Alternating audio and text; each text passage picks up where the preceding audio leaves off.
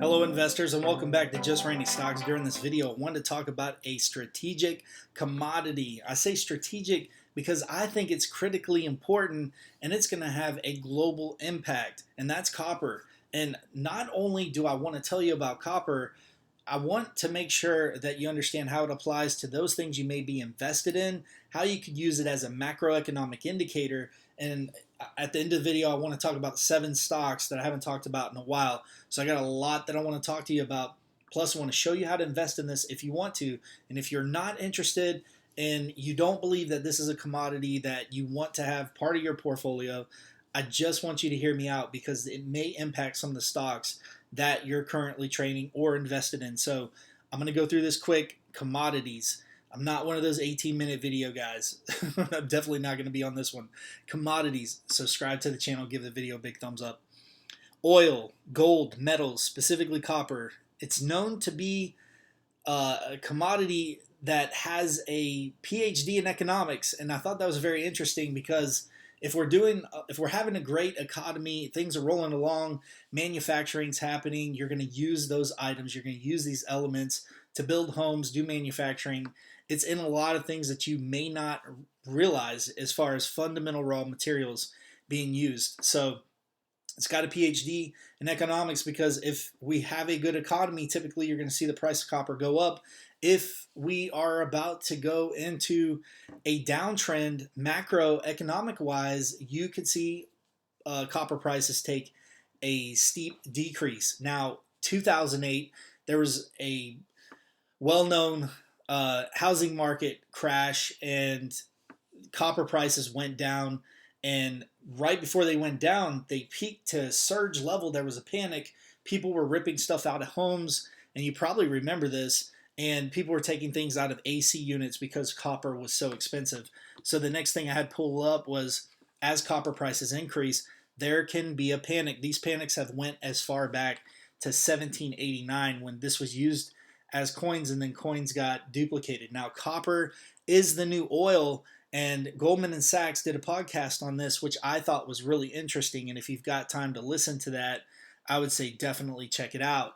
Now, when you're talking about copper, copper is priced per ton, ounce, pound. Typically, you'll hear it priced per ton. It's sitting at about 9,000 pounds per ton.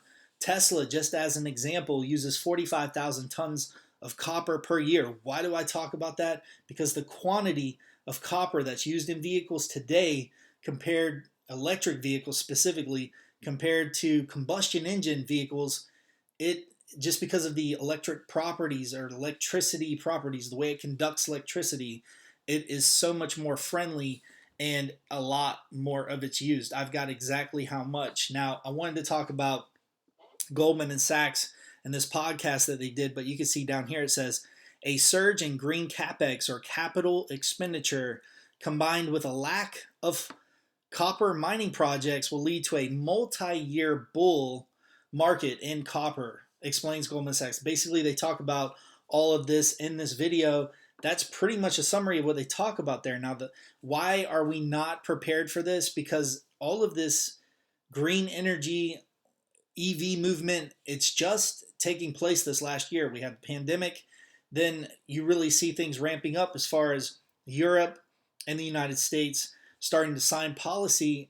The United States rejoining the Paris Climate Change Agreement. And for those of you not familiar with the Paris Climate Change Agreement, basically it's bringing down the temperature globally where it sits at 2% Celsius down to 1.5% Celsius to pre-industrial levels. So basically, that in a nutshell, we're not prepared for it. It takes 4 to 5 years to start a new mining facility. So who's the leader in the space, and how can you invest in it if you're interested and you believe that this is something that you want to put a portion of your portfolio in? Now, Jetty is unlocking vast stranded copper resources. Now, they used to mine of this rock that you couldn't use, and they didn't think there was anything you could do with it. Now, Jetty isn't publicly traded, but if you go and see who's invested in them, I think there's some interesting companies that are publicly traded. So I would say, I know I'm giving you a little bit of homework just to make this fast. every element I went into this company, it just was going to take that much longer to do the video. Now, copper is essential to electric vehicles technology. This was absolutely concerning. When you look at battery electric bus contains 814 pounds. I mean, look at that chart there. This is a pie graph of 100%. And conventional cars take anywhere from 18 to 49 pounds. But then if you get into a fully electric vehicle, it's anywhere from 132 to 196. So a lot of you know that I talk about Proterra quite a bit. Electric vehicle bus contains 814 pounds. Whew, man, that just made me concerned. If there is a crisis or the price goes up, what do you think is going to happen to the price of those buses?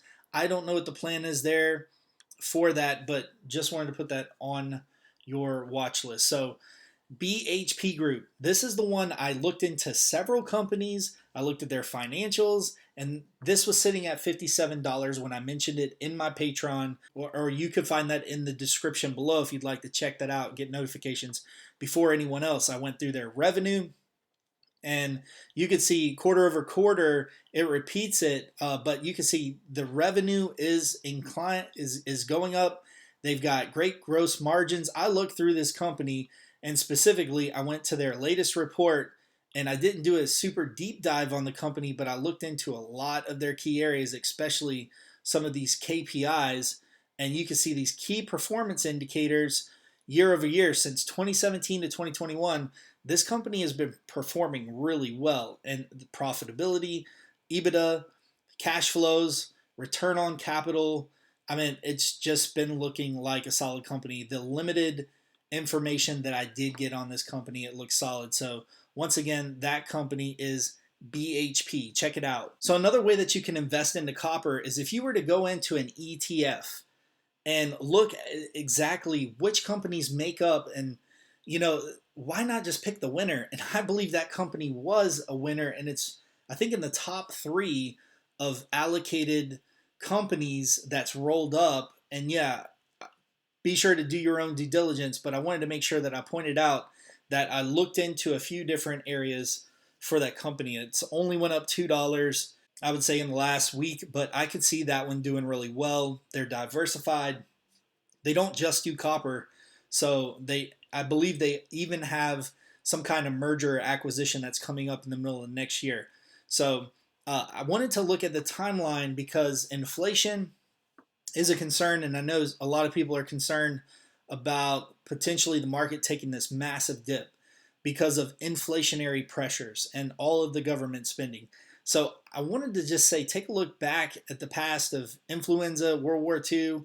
In a combination of war and inflation, you have seen these dips, but it has always recovered. And I would say that this could be just another indicator that you could add to your toolkit. And there's one last thing that I wanted to mention from Fed Chair Powell, comments that I don't think people were talking about as a macroeconomic indicator.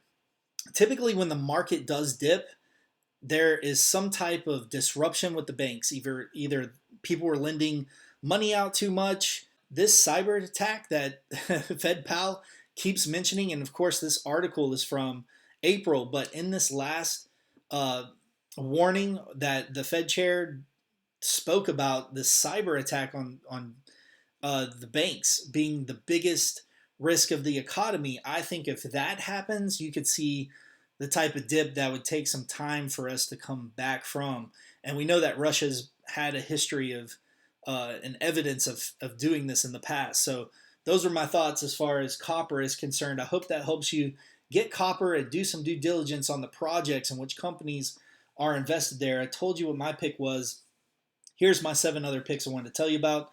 PL, ticker PL, Planet. Of course, they have the largest satellite data feeds. They're also teamed up with Astra, which I also like. Now, Planet, along with Black Sky, took dips. And I would say that Planet's just got more of a universal coverage when it comes to areas and deployment of satellites that are already up there.